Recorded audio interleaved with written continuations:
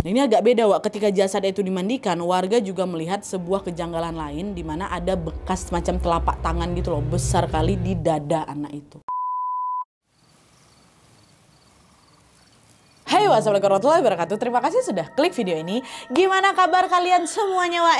Lagi pada makan ya? Enak makanannya? Semoga kalian semua sehat-sehat selalu ya. Nah, di malam Jumat ini Wak, aku datang lagi dengan membawakan kisah horor Wawa yang udah masuk ke part 246. Ya Allah, makin banyak kali kisah horor Wawa kita ini Wak ya. Semoga kalian gak bosan lah dengerin cerita KHW ini. Dan anyway Wak, kisah yang akan aku ceritakan malam ini berkaitan dengan sesosok makhluk yang sering dipanggil buta. Dan by the way, buta di sini ini bukan buta nggak bisa melihat Wak ya, tapi buta ini adalah sebutan untuk makhluk halus yang cukup terkenal di dunia ilmu hitam di desanya Wawa kita ini. Nah, pada masa itu Wak, di desa Wawa ini ada suatu teror dari si sosok buta ini yang mengakibatkan beberapa warga meninggal dunia secara misterius. Bahkan nih Wak ya, saking banyaknya warga yang meninggal, teror ini tuh sampai-sampai dikenal dengan sebutan teror kematian di desa mereka ini. Dan seramnya lagi, teror kematian ini tidak kunjung terungkap selama beberapa tahun sampai akhirnya kakaknya Wawa sendiri yang juga terkena gangguan yang sama. Dan setelah kakaknya kena gangguan ini Wak, barulah itu teror kematian yang menimpa warga ini akhirnya berhenti. Ah, kok bisa? Nah, penasaran gimana kisah selengkapnya? Jadi tanpa berlama-lama kita langsung masuk aja ke ceritanya ya. Check it out.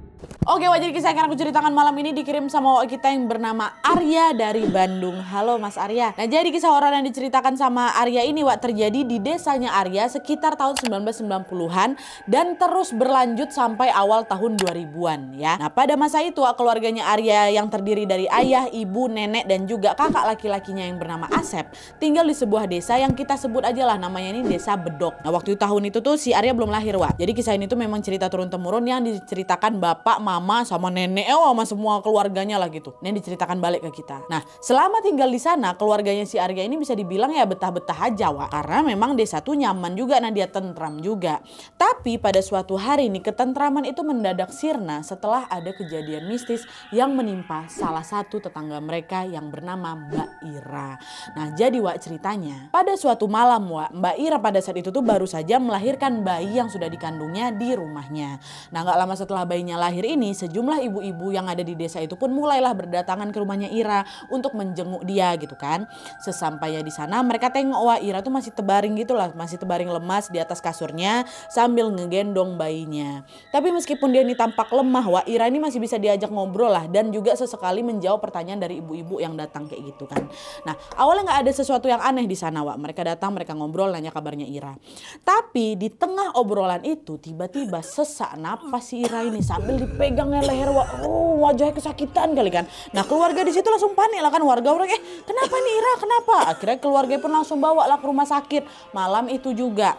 Nah, sesampainya di sana si Ira ini pun langsung lah diperiksa wak. Dan waktu diperiksa sama dokter itu, dokter pun langsung mengatakan bahwa Ira meninggal dunia. Nggak diketahui pasti wak apa penyebab kematian Ira ini, tapi dokter menduga kemungkinan Ira ini menderita penyakit komplikasi gitulah pasca melahirkan kan. Nah, mendengar penjelasan dokter, keluarga Ira ini langsung kaget wak, terpukul lah mereka semuanya. Bahkan mereka juga sempat nggak percaya karena selama ini Ira tuh nggak pernah menderita sakit berat ataupun mengeluh sedikit pun sakit tuh selama hamil tuh nggak ada, sehat-sehat aja lah pokoknya Ira itu. Nah, meski ngerasa janggal di sini, keluarga Ira pun berusaha ikhlas dan menganggap bahwa memang kematian Ira ini adalah takdir dari Yang Maha Kuasa gitu kan. Ya udah kayak gimana lagi lah gitu.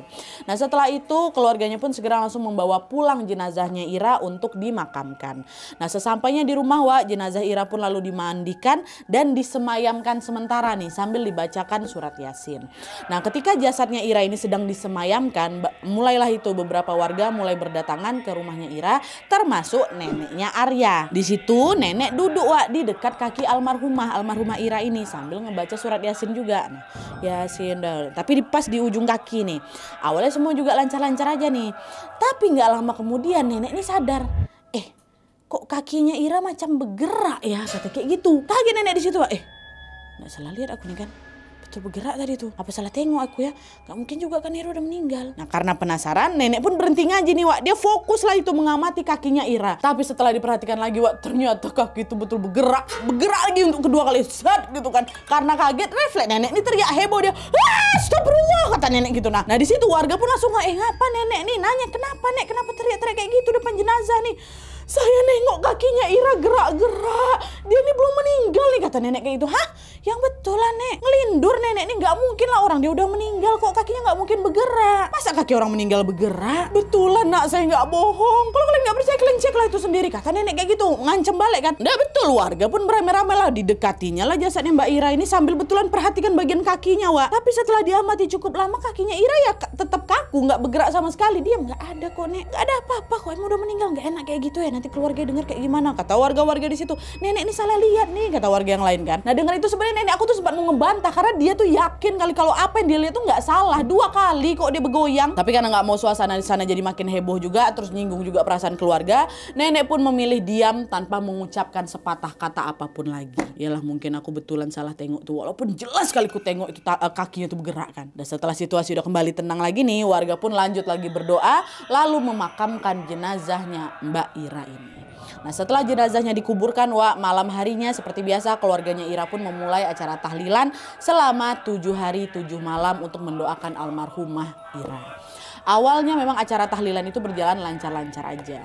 Tapi waktu memasuki malam ke-6, mulai nih Wak ada sebuah kejadian mistis yang bukan menggemparkan keluarganya Ira ya, tapi seluruh warga desa.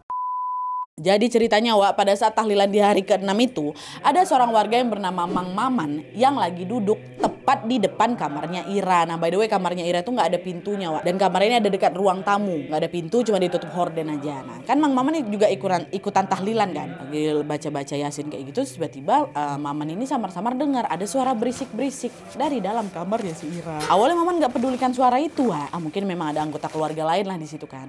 Tapi semakin diabaikan kok suara itu jadi makin keras lagi. Nggak tahu apa orang lagi tahlilan di sini, ngapa kerasa kerusuk di dalam kan. Nah karena penasaran Maman pun inisiatif lah, dibukanya lah horden tuh sikit mau ngintip ke dalam. Dan setelah horden itu dibuka Wak, disitulah terkejut si Maman ini. Dia nengok apa? Dia nengok ada sesosok wanita berdaster putih lagi makan sesuatu gitu Wak, dari dalam kantong kresek hitam. Tak apa dimakan nggak jelas, tapi kayak lagi makan. Dan sosok itu wajahnya persis sekali sama Ira. Aduh merinding aku. Langsung teriak si Maman.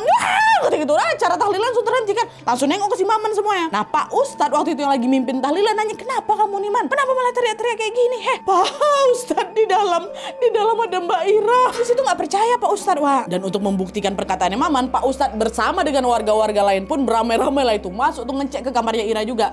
Dan setelah dicek, Pak Ustadz dan juga warga di sana ya nggak nengok ada seorang pun di sana, nggak ada orang. Cuman nih yang beda Wak ya, waktu udah masuk itu Pak Ustadz ini udah bisa mencium bahwa ada sesuatu yang gak beres dekat situ. Dan gak cuma Pak Ustadz aja, warga yang lain ini juga ngerasa kalau hawa di rumahnya Mbak Ira ini tiba-tiba berubah gak enak kali lah. Pak Ustadz kok langsung gak enak gini ya suasananya, kata salah satu warga. Nah di situ Pak Ustadz berusaha menenangkan, udah insya Allah nggak ada apa-apa kok. Yaudah kita lanjut lagi berdoa yuk, kata Pak Ustadz gitu kan. Nah udah lah tuh kan warga balik lagi lah ke tempat duduk masing-masing. Dia pun melanjutkan tahlilan. Maman nggak berani lagi duduk di situ, dia pergilah menyingkir di tempat lain. Dan setelah selesai berdoa mereka pun barulah balik ke rumah masing-masing. Ya, nah di situ Bang Maman tengok ada sosok macam Ira di dalam kamarnya. Nah keesokan harinya Wak, warga pun kembali menjalani aktivitas mereka seperti biasa. Saat itu sama sekali nggak ada keanehan yang terjadi. Tapi selang beberapa hari kemudian, di hari ke-7 nggak ada apa-apa nih kan. Cuman beberapa hari kemudian warga tiba-tiba ngerasa lagi nih Wak, suasana di desa mereka tuh kok jadi mencekam gitu loh. Hawanya lain, gelapnya tuh lain gitu ha. Ditambah lagi hampir setiap malam mereka ini selalu mendengar ada suara wanita menangis tepat di depan rumahnya Ira. Awalnya teror tuh cuma suara teror suara aja lah gitu, suara nangis gitu kan. Nah puncaknya pada suatu hari ada nih Wak salah satu warga yang nengok sesosok wanita berdaster putih, rambutnya panjang lagi nangis di depan rumahnya Ira. Dan setelah dia tengok lagi dengan lebih jelasnya, lebih seksama nih ha, sama kayak Mang Maman tadi Wak. Si warga ini juga nengok si sosok wanita itu nyerupain almarhumah Ira. Dan seiring berjalannya waktu warga yang menengok penampakan sosok Ira tuh nggak cuma 1-2 orang aja, tapi makin banyak lagi Wak, karena memang sosok itu tuh mulai bergantian sembarangan nih datang ke rumah-rumah warga dan mengganggu warga-warga yang lain. Hingga pada suatu hari adik kandungnya Ira sendiri yang namanya Dewi juga ikutan diteror, Wak. Jadi nih ceritanya, malam itu ya sekitar jam 12 malam gitu lah, Wak. Dewi yang lagi tidur tiba-tiba kebangun gara-gara dia dengar pintu rumahnya diketok gitu kan. Tapi sebelum Dewi buka, dia nanya tuh, siapa di luar? Katanya gitu. Gak dijawab. Tapi yang ada diketoknya lebih kencang lagi. Waduh, gitu. Nah, makin penasaran ini siapa nih gedor-gedor rumahku malam-malam. Dan Dewi pun bergegas lah ngecek keluar kan. Dan setelah pintu itu dibuka, Wak, di situ betulan sama yang ditengok. Dia lihat ada sesosok wanita yang nyerupai mbaknya, nyerupai si Ira ini. Lagi nangis tapi, Wak, dia ngomong apa? Adek, tolong kakak. Kakak di sana hidup di alam jin. Kakak di sana dijadikan budak, jadi babu, Dek. Kakak capek, tolong bebaskan kakak. Kata dia kayak gitu. Wah, denger itu gemetar si Dewi ini langsung, Wak. Kaku tubuhnya gak bisa digerakin. Dan gak lama setelah itu barulah tiba-tiba sosok tuh hilang. Baru tubuh si Dewi ini bisa digerakkan lagi kan. Wah, langsung ngacir lah si Dewi ini. Masuk dia ke dalam rumah. Dikunci pintu kamar, masuk lagi tempat tidur, baca-baca doa. Malam itu Dewi gak bisa tidur, Wak. Karena kepikiran sama itu sosok kakak aja kok yang datang. Itu betulan Kak Ira gak ya? Kenapa dia bilang kayak gitu nih sama aku? Emangnya dia salah apa? Perasaan selama ini dia tuh gak pernah aneh-aneh lah hidupnya. Pikiran itu terus ngelekat, Wak, di benaknya Dewi dan ngebuat dia jadi penasaran. Iyalah. Nah terus besoknya, Wak, dia ceritalah tuh kepada beberapa tetangga, termasuk neneknya Wawa ini, neneknya Arya yang kemarin nengok kaki bergerak tuh. Cerita ke nenek tentang pengalaman mistisnya itu nengok kakaknya datang. Karena di situ nenek bilang kayaknya Ira ini pengen ngasih tahu sesuatu lah, tapi dia ini nggak tahu gimana caranya. Dan setahu saya nih, Wi, ya, kalau arwahnya itu dijadikan budak, ya itu karena dia dijadikan tumbal sama orang lain, kata si nenek. Nah dengar itu sebenarnya Dewi tuh macam nggak percaya. Masa sih, Nek? Kak Ira tuh nggak pernah ada musuh loh, kenapa dia mau ditumbalin? Ditambah lagi sejauh itu yang dia tahu nggak ada nih orang yang melakukan pesugihan itu di sekitar dia. Cuman waktu itu dah Dewi tuh cuman nggak ambil pusing kali, dia mengabaikan hal itu, dia cuma berpikir tetap positif lah gitu kan. Sampai akhirnya gangguan sosok Ira ini pun hilang, Wak, dengan sendirinya, nggak pernah muncul-muncul lagi nih. Terakhir tuh Dewi lah tuh ditampain. Tapi meskipun gangguan sosok Ira ini sudah menghilang, bukan berarti warga nih hidup tenang, Wak, ya. Karena selang 3 bulan kemudian warga kembali digemparkan dengan fenomena tidak biasa di desanya. Dimana pada saat itu, Wak, selalu Nadia ada orang yang meninggal setiap 3 bulan sekali. Dan anehnya yang meninggal ini selalu wanita yang baru melahirkan atau anak-anak berusia kurang dari 10 tahun. Tiap 3 bulan ada, dan itu mereka terus. Dan yang buat warga tuh gak habis pikir adalah sesaat sebelum meninggal, Wak, semua orang ini selalu ngalamin sesak napas sambil pegang lehernya, macam ngerasa dicekek. Persis kayak siapa? Persis macam Mira, kayak gitu. Inilah fenomena aneh yang ada dekat desa tuh. Nah melihat kejadian tidak biasa itu, warga pun jadi penasaran, ini kenapa nih desa kita ya? Tapi sebelum pertanyaan itu terjawab, Wak, teror itu kembali muncul dan kali ini menimpa Asep, abangnya Wawa. Nah jadi ceritanya, Wak, waktu tahun 90 itu Asep ini berusia 9 tahun. Tiba-tiba dia demam tinggi, gak turun-turun panasnya. Nah khawatir terjadi sesuatu, ibu pun segera langsung memberikan obat penurun panas kan, untuk meredakan sakit. Biasalah kalau misalnya panas ya dikasih obat gitu kan. Tapi bukannya membaik kayak biasanya, Wak. Besoknya kakinya Asep ini makin lemas, gak bisa digerakkan sama sekali. Jadi betul-betul lumpuh abang aku tuh Nadia. Macam gak ada tenaga itu loh. Kayak gitu ha. Nah ngerasa ada yang gak beres di situ, ibu pun segera langsung membawa Asep ke rumah sakit buat diperiksa ya kan. Tapi setelah diperiksa, Wak, dokter itu tidak menemukan adanya keanehan gitulah dalam tubuhnya si Asep. Tulang-tulangnya baik kok, Bu. Sarafnya juga baik nih setelah saya periksa. Bukan ada penyakit sedikit pun lah, Wak, di situ. Anak ibu kecapean, mungkin dah bawa aja istirahat, kata dokter kayak gitu. Nah, karena dokter itu tidak bisa mendiagnosa penyakitnya siapa ini si Asep, ibunya pun memutuskan ya udah bawa lagi lah Asep nih balik ke rumah kan. Tapi, Wak, begitu sampai di rumah, kondisi kesehatan Asep ini justru makin ngedrop. Kalau tadi dia ini cuma ngalamin kelumpuhan aja itu, kali ini Asep tuh tiba-tiba kehilangan kesadaran, pingsan dia, terus kayak napas terputus-putus gitu, Wak. Makin panik lah ibu, ini Asep kenapa ya? Kami harus berobat kemana lagi nih? Dokter bilang dia nggak kenapa-napa. Nah di tengah kebingungan itu nenek bilang, kayaknya anak kamu ini bukan sakit biasa lah. Kok perasaan nenek nggak enak ya? Masih 9 tahun, di bawah 10 tahun ya kan? Udahlah coba aja bawa berobat ke orang pintar, siapa tahu dia ini sakit gara-gara gangguan makhluk halus, kata nenek. Nah sebenarnya di titik itu tuh ibu tuh nggak percaya, Wak, sama perkataan nenek ini. Tapi gara-gara kondisinya Asep itu nggak kunjung membaik juga, akhirnya mau nggak mau lah ibu menyetujui lah saran itu. itu bawa Asep ke orang pintar. Nah pada saat itu ibu ini segera langsung membawa Asep berobat ke rumah seorang dukun yang memang tinggal di desa sebelah. Sesampainya di sana Wak, dukun itu pun langsung macam diurut-urutnya gitu kan kakinya Asep sambil meminumkan segelas air yang memang sudah didoakan. Nah setelah itu Asep pun diperbolehkan pulang nih sama si dukun. Dan dia bilang, oh bentar lagi Asep sembuh kok bu, kata dia gitu kan. Tapi Wak setelah ditunggu-tunggu kondisi Asep ini bukan nggak membaik, kakinya tetap nggak bisa digerakin dan dia ini juga tetap kehilangan kesadarannya loh dengan napas yang terputus-putus gitu. Nyuapin abang aku makan susah kali Nat. Nah di sini ibu balik lagi nih, bawa si Asep ke orang pintar lagi yang disaranin sama beberapa warga lah. Tapi sayangnya upaya itu juga tidak kunjung membuahkan hasil Wak. Hari pun berlalu dan semakin hari penyakit yang diderita sama Asep itu makin parah lagi. Sampai akhirnya pada suatu hari ini ada salah satu kenalannya nenek yang menyarankan supaya Asep ini dibawa ke seorang kiai namanya Kiai Ageng. Nah Kiai Ageng ini tinggal di kota G Wak, yang berjarak kurang lebih 5 jam lah gitulah dari rumahnya si Asep. Nah meskipun upaya pengobatan sebelumnya itu selalu gagal nih di situ ibu tetap tuh mengiyakan sarannya nenek. Iyalah nek, bawa aja lah ke sana, siapa tahu Kiai Ageng ini bisa ngobatin anak aku gitu kan. Nah pergilah tuh kan, akhirnya hari itu ibu, ayah dan juga nenek segera langsung pergi ke rumahnya Kiai Ageng bawa Bang Asep. Nah sesampainya di sana Wak, Kiai Ageng pun langsung menyambut mereka dengan berkata, kalian datang dari Bandung ya? Belum ada yang bisa ngobatin anak kalian kan? Kata Kiai Ageng kayak gitu. Kaget ibu. Kiai Ageng tahu dari mana? Padahal kami belum cerita apa-apa. Lo itu tahun 90-an Wak. Berita tuh nggak secepat itu bisa nyampe ya kan? Nah nenek langsung nanya di situ, sebenarnya cucu saya ini kenapa ya Kiai ya? Kenapa penyakitnya susah kali disembuhkan? Nah Kiai ini jawab, cucu kamu ini sudah diincar oleh seseorang untuk dijadikan tumbal. Orang itu menugaskan sosok berwujud buta untuk mengambil rohnya Asep. Nggak kunjung berhasil, dan sebagai gantinya Asep ini ya dibikinnya jadi sakit parah gitu loh Jadi sosok buta yang dibilang sama Kiai Ageng ini Wak, katanya makhluk besar, badannya besar kali, makhluk halusnya, dia tinggi, berbulu hitam, gigit panjang-panjang tajam gitu macam genderuwo lah. Cuman bedanya sosok buta ini sering diminta untuk melakukan pesugihan gitu Wak. Itu kata Kiai ya. Di situ nenek nanya, siapa orang yang tega numbalin cucu aku Pak? Apa ini nih ada hubungannya sama kejadian mistis yang ada di desa saya? Soal beberapa tahun belakangan selalu ada Pak wanita melahirkan dan juga anak-anak yang meninggal misterius dengan tanda-tanda yang sama, kata nenek kayak gitu kan. Kiai jawab lagi, iya betul saya tahu kok, itu memang ulahnya dia. Dalang yang membuat semua kekacauan ini adalah orang yang sama. Dan kamu mau tahu siapa orangnya? Siapa Pak? Kata mereka semua kan. Dia adalah tetanggamu yang tinggal di seberang rumahmu, kata Kiai. Di situ keluarga Asep langsung tuh peranjat, nggak percaya mereka.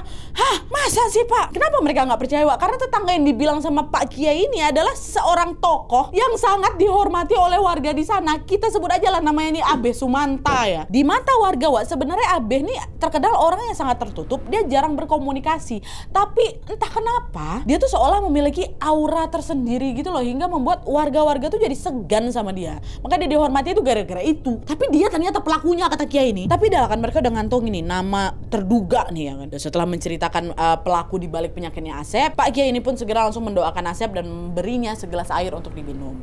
Dan setelah pengobatan itu selesai, keluarganya Asep ini pun segera langsung berpamitan pulang ke rumah. Sesampainya di rumah ada sebuah keajaiban yang terjadi Pak. Berkat pertolongan Allah, Asep yang tadinya tidak sadarkan diri, lumpuh ini tiba-tiba sadar Wak. Sehat walafiat abang aku langsung. Nengok itu heboh lah keluarganya, aku langsung dipeluknya. Asep, akhirnya kamu sembuh nak, kamu sembuh. Dan waktu itu keluarganya Asep ini nggak bertindak apa-apa ke Abeh Sumanta tadi Wak ya kan. Pertama mereka nggak ada bukti. Terus yang kedua ya udah, yang terpenting anak kami ini udah sembuh. Dan selebihnya mereka udah pasrahkan kepada Allah. Udah kasih aja semua sama Allah, biar Allah semua yang ngatur gitu kan. Tapi sayangnya Wak nih udah sembuh nih ya, si Asep udah sembuh. Sayangnya kelegaan itu tidak bertahan lama karena 1 minggu kemudian ada anak kecil seusia Asep juga lah, kurang lebih 9 tahun, meninggal dengan cara yang sama juga. Meninggal. Dia tiba-tiba demam tinggi, sesak napas, macam lagi cekek lehernya, meninggal. Nah, ini agak beda Wak, ketika jasad itu dimandikan, warga juga melihat sebuah kejanggalan lain di mana ada bekas macam telapak tangan gitu loh, besar kali di dada anak itu. Dan by the way ini sama kayak kakek aku, ada bekas tangan dekat belakang. Udahlah, ini kisahnya si Asep, nah tolong ya. Nah, dengar kabar duka itu, nenek pun langsung curiga bahwa anak itu kemungkinan juga tewas akibat ditumbalkan sama si Abeh inilah. Jadi setelah dia gagal menghilangkan nyawanya Asep, cuma 7 hari kemudian, Wak, dia gagal apain Asep, meninggal dengan ciri-ciri kematian yang sama. Nah, karena situasi di desa Bedok ini tidak kunjung membaik, tetap ada juga yang tewas secara misterius ini. Akhirnya nenek pun berinisiatif lah itu, Wak, untuk menceritakan apa yang dibilang sama Kiai Ageng kepada warga lain. Dia nggak bisa juga tutup mulut. Siapa tahu memang beneran nih kayak gitu kan.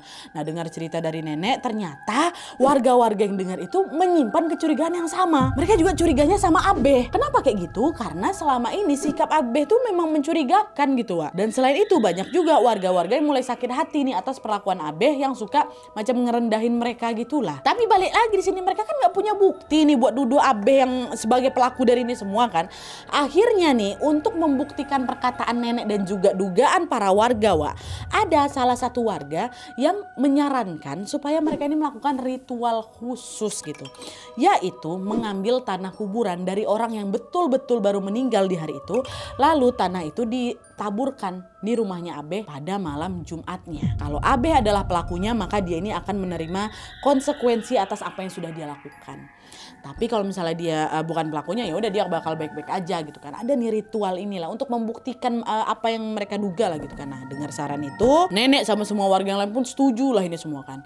Tapi rencana itu nggak bisa langsung dilakukan, Wak, karena pada hari itu nggak ada warga yang meninggal. Nah, pas pula nih setelah warga menunggu cukup lama, pas pula pada hari Kamis pagi, itu udah beberapa waktu kemudian lah itu apa, hari Kamis pagi itu ada warga desa sebelah namanya Dadang meninggal dunia, baru juga dimakamkan. Nah, ini Pak Dadang ini meninggalnya memang gara-gara sakit, Wak, dan tidak meninggalkan tanda-tanda yang aneh macam sebelum-sebelumnya lah. Nah, setelah dengar kabar itu, nenek yang sempat kelupaan untuk membuktikan Abeh Sumanta ini pelakunya apa enggak, kepikiran ada yang meninggal nih pas nih hari Kamis. Langsunglah nenek kepikiran, ku ambillah itu tanah kuburannya. Cuman tentunya sebelum itu nenek nih ya izin dulu lah sama keluarga Dadang kan, Wak, dikasih tahu lah, dijelasin lah apa yang terjadi sama desa mereka. Salah satunya kami pengen itu, boleh nggak? Dan untungnya keluarga Dadang ini mengizinkan, Wak. Dan setelah mendapatkan izin, nenek pun segera langsung mengambil tanah kuburan milik Dadang di hari Kamis itu kan, baliklah ke rumah. Nah, karena hari itulah dia kebetulan hari Kamis, malam harinya which is malam Jumat, nenek ditemani dengan beberapa warga yang lain langsung betul, Wak, ditaburkanlah tanah kuburan itu di sekitar rumahnya Abeh diam-diam. Dan setelah selesai mereka bergegas lah ini balik ke rumah masing-masing kan. Ini di rumah semua